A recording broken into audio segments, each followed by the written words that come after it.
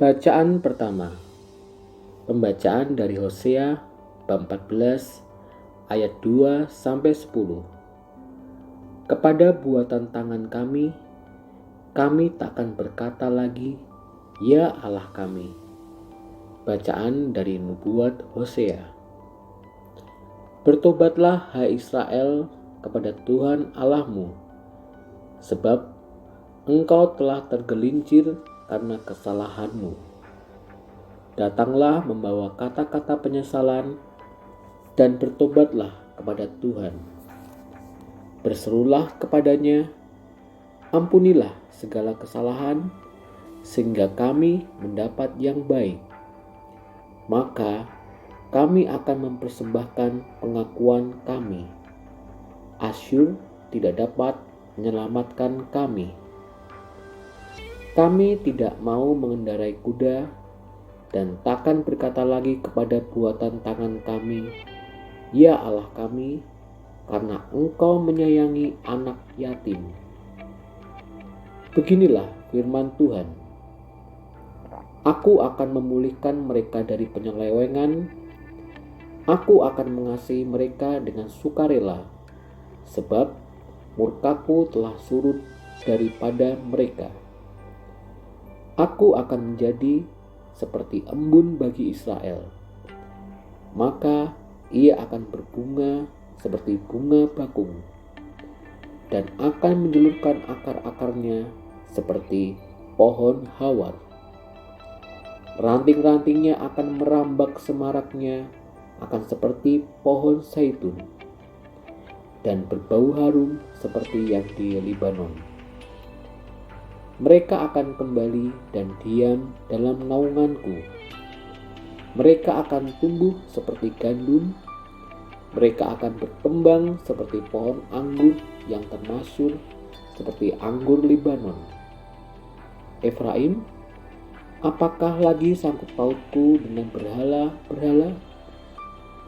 Akulah yang menjawab dan memperhatikan engkau.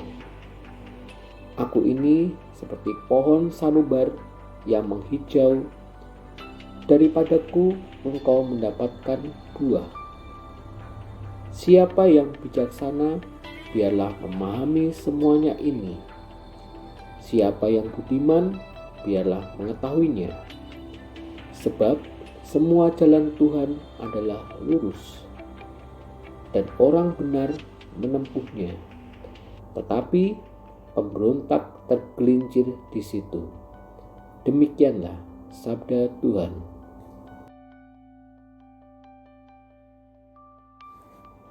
Bacaan Injil.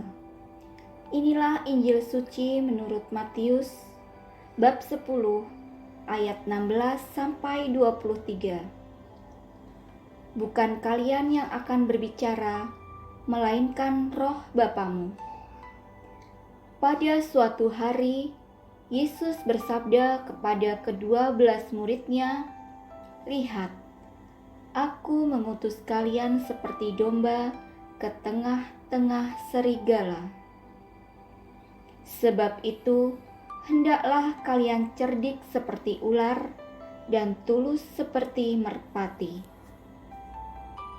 Tetapi waspadalah terhadap semua orang.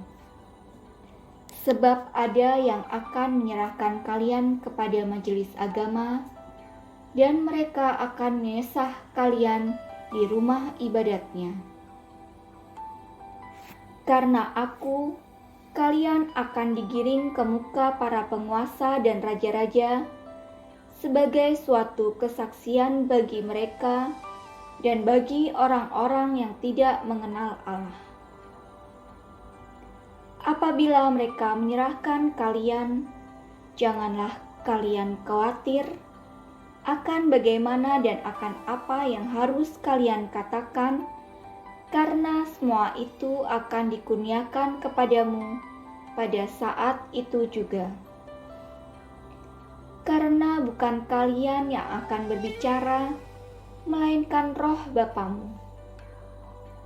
Dialah yang akan berbicara dalam dirimu. Orang akan menyerahkan saudaranya untuk dibunuh, Demikian pula seorang ayah terhadap anaknya. Anak-anak akan memberontak terhadap orang tuanya dan akan membunuh mereka. Dan kalian akan dibenci semua orang oleh karena namaku.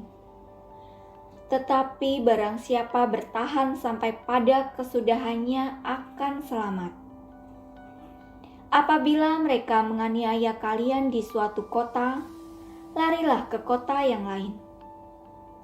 Aku berkata kepadamu, sungguh, sebelum kalian selesai mengunjungi kota-kota Israel, Anak Manusia sudah datang. Demikianlah sabda Tuhan.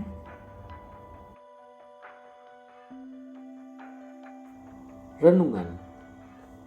Seringkali kita ragu apa perlunya mengaku dosa dan bertobat kalau toh masih akan jatuh ke dalam dosa yang sama lagi.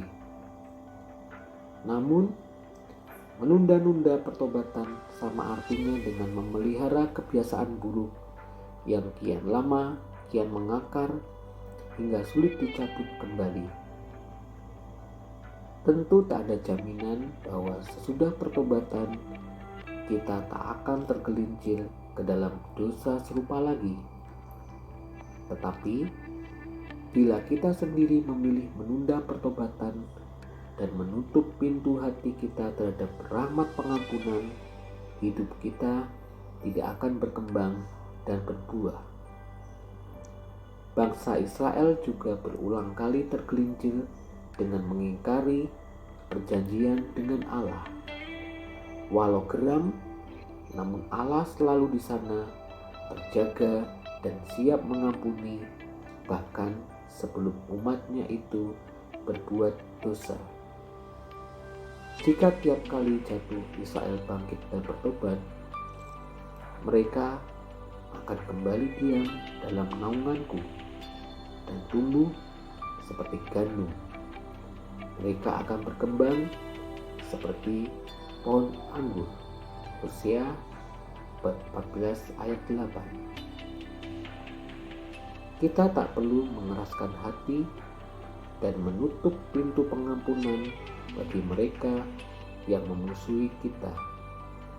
Dalam Injil, Yesus mengingatkan para murid untuk terus waspada, tulus seperti merpati, sekaligus cerdik seperti ular. Ayat 16.